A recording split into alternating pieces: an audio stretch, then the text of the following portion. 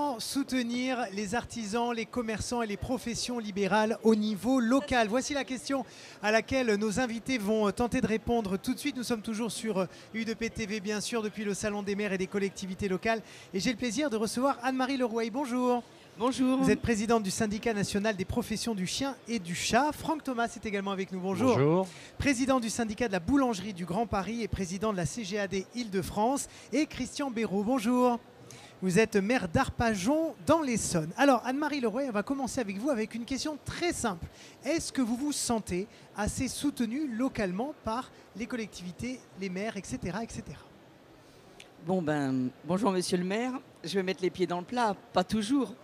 Pas toujours, allons-y. Alors si mon maire m'écoute, je suis désolée sur ma commune, mais en tout état de cause, il faut reconnaître que non, on n'est pas soutenu, mais on est soutenu et pas en même temps. C'est-à-dire que officiellement, lorsque c'est le moment de certaines interventions, là on sait venir cueillir le cœur des artisans, on sait faire. Et puis après, on a l'impression qu'on nous oublie. On nous oublie parce que, on va peut-être en débattre un peu plus tout à l'heure, mais parce que d'autres structures plus importantes que nos petites entreprises, sans que le terme petit soit péjoratif bien évidemment, viennent s'installer sur nos territoires finalement et vident nos centres-bourgs. Franck Thomas, est-ce que les boulangers se sentent assez soutenus? Pas toujours. Il y a sur certaines communes, par exemple, il y a des pistes cyclables, des arrêts minutes qui ne sont pas toujours mis devant les boulangers ou autres commerces. Et ça pose des soucis. Il n'y a pas assez de relations non plus avec les associations de commerçants. Il faut qu'il y ait plus d'échanges entre les mairies, les associations de commerçants et les commerçants. Alors justement, nous avons un seul maire malheureusement autour de cette table. Vous allez un peu cristalliser les critiques. Malheureusement, c'est tombé sur vous. Mais de quelle manière, vous, on va essayer de voir quelles sont, vous, vos bonnes pratiques en tout cas. Comment vous faites pour soutenir vos commerçants au-delà évidemment de la période électorale et des vœux du maire dont vous parliez? Les vœux du maire, c'est important parce qu'à ce moment-là, justement, on met à l'honneur la plupart du temps nos commerçants et nos artisans. Mais c'est qu'une fois par an. Mais c'est qu'une fois par an. Mais toute l'année doit être consacrée à soutenir. Lorsqu'on parle de soutien, quelquefois on entend soutien financier. Il faut dire que les collectivités n'ont pas ce rôle direct de soutien financier, bien évidemment. Le commerce est une activité économique et si le produit, si les prix ne sont pas au rendez-vous, eh bien évidemment, l'activité ne fonctionne pas et ce ne sont pas les collectivités, mairies ou autres collectivités qui peuvent venir au secours d'une entreprise qui ne fonctionne pas parce que le produit n'est pas là. Par contre, quand il est là, et dans les collectivités telles que les nôtres, je vais prendre l'exemple d'Arpajon. Arpajon, c'est une petite ville, hein, elle fait 230 hectares, c'est tout petit. Par contre, c'est une ville très concentrée avec plus de 250 commerces. Et ces commerces-là, nous les connaissons. Je peux dire, j'ai été adjoint au commerce pendant de nombreuses années. Je suis maire maintenant et je peux dire que je connais 95% des commerçants qui exercent dans ma commune. Je les connais et donc je sais à quel moment les difficultés peuvent apparaître. Et ces difficultés, nous devons de les observer et de créer les conditions pour que le commerce puisse s'exercer correctement. Vous parliez de pistes cyclables ou de stationnement minute. Les conditions, c'est au maire de les réunir de telle façon à ce que les commerces puissent exercer leur talent, si je puis dire. Et d'un autre côté, vous avez quand même vous-même des prérogatives, des obligations, des réglementations qui font que vous ne pouvez pas non plus répondre tout de suite à toutes les demandes des commerçants. Ça, c'est un peu aussi le problème. On parlait justement de ce qu'est ce soutien. On parle du financier, mais en réalité, c'est peut-être pas ça que vous attendez vraiment. C'est peut-être des décisions drastiques pour dynamiser les centres-villes, les centres-bourgs, les entrées de ville. Qu'est-ce que vous attendez comme soutien de la part des maires?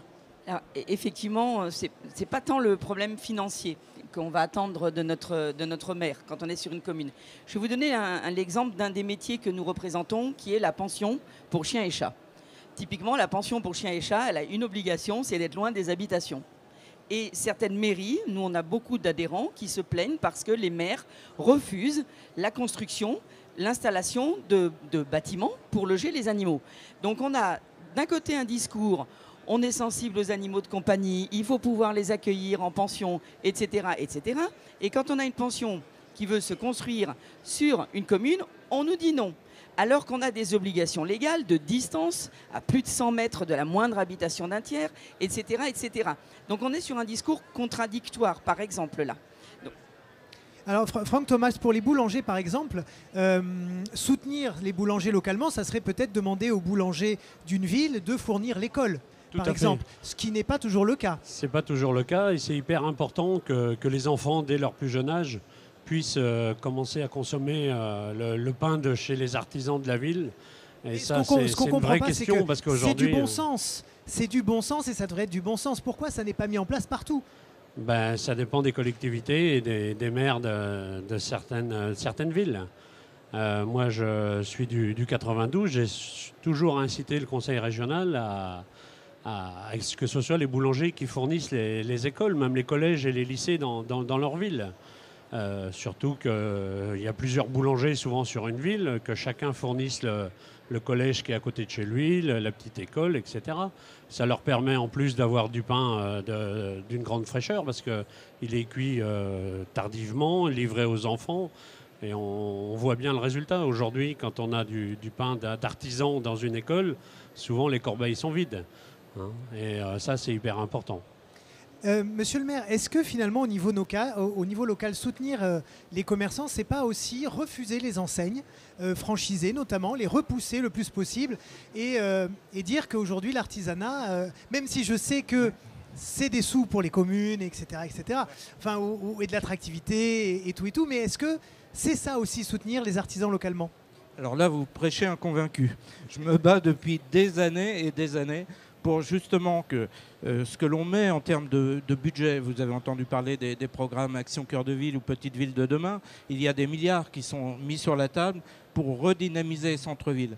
Et quand à côté, à l'entrée d'une ville ou en périphérie d'une ville, on laisse monter, je ne citerai pas d'enseigne, mais il y en a un certain nombre, qui viennent bien sûr percuter l'activité économique du centre-ville, c'est complètement incohérent. Donc on a quelques moyens. Des moyens à travers le plan local d'urbanisme, des moyens à travers le SCOT, des moyens avec le DACL, alors c'est un document d'aménagement commercial et logistique,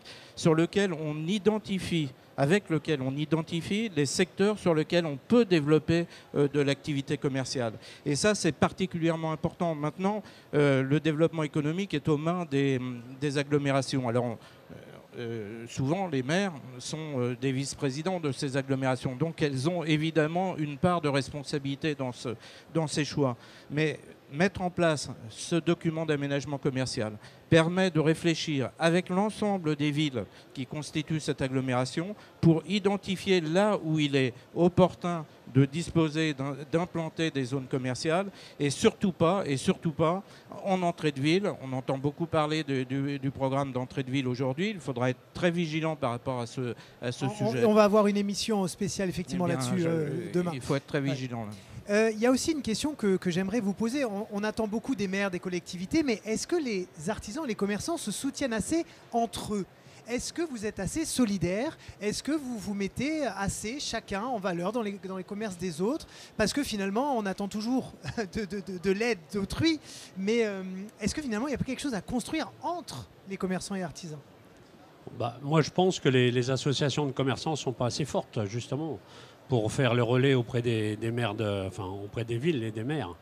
Ça pose un problème parce que souvent le commerçant il reste seul chez lui et il est tellement pris par son travail qu'il n'a pas le temps d'aller passer du temps à l'extérieur. Et c'est hyper important qu'on l'aide, que ce soit sur le côté administratif, financier, je ne pense pas. Mais aujourd'hui, il y a plein d'aides qui sont faites par la région, par exemple la région Île-de-France. Et le commerçant ne le sait même pas, l'artisan ne le sait pas, que ce soit un boucher, un boulanger ou un charcutier. Et je pense que là, il faut que les villes soient vraiment un relais auprès de tous nos artisans pour les aider. Il y a le chèque efficacité énergie, il y a plein de choses. Il y a des aides par la CRAMIF qui ont été mises en place pour justement simplifier plein de choses. Et je pense que là, il faut vraiment que nos maires nous aident pour le relayer auprès de ces petits commerçants artisans, qui ne font pas partie d'associations ou qui sont seuls dans leur... et simplifier l'administratif. Hein. Ça, c'est hyper Anne-Marie important. Lerouet. Alors, moi j'ai envie de dire aussi qu'il faut, si on veut être aidé, il faut s'aider soi-même. C'est-à-dire qu'il y a une chose qui fait partie du 21e siècle, ce sont les réseaux sociaux.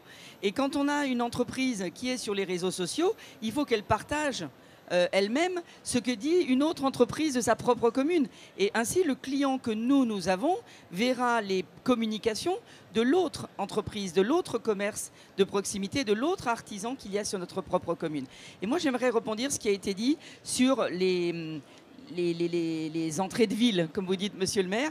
Et il est vrai que pour moi, il y a deux sujets là-dedans. C'est-à-dire que le premier, c'est de dire qu'on nous vend souvent que ça va créer de l'emploi.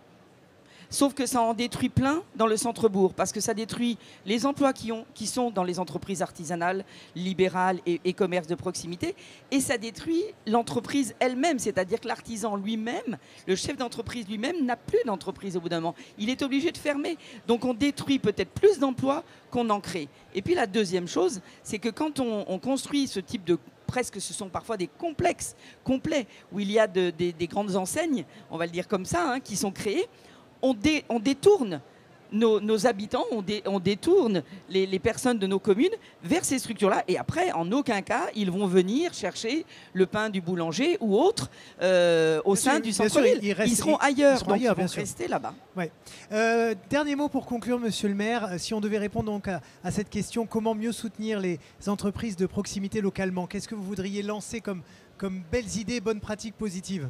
Alors, moi, je pense, vous avez tous entendu parler des programmes Action Cœur de Ville et Petites Villes de demain. Je pense que ce programme, depuis de très longues années, est le programme qui a vraiment mis des moyens et a permis de faire parler ensemble les acteurs économiques, les commerçants de proximité, les artisans, les villes, les agglomérations. Ça a été capital. Aujourd'hui, je pense qu'il faut capitaliser justement sur ce résultat et faire en sorte que maintenant que nous avons créé ou que nous créons les conditions pour que les commerces de proximité puissent se développer, eh bien, il faut faire très attention à ce qu'on poursuive cette dynamique et justement que l'on ne vienne pas superposer d'autres dispositifs. Je parle par exemple du dispositif entrée de ville, où je parle de tout ce qui concerne le développement économique périphérique des villes. Eh bien, il faut faire attention de ne pas faire le contraire de ce qu'on fait depuis quelques années maintenant.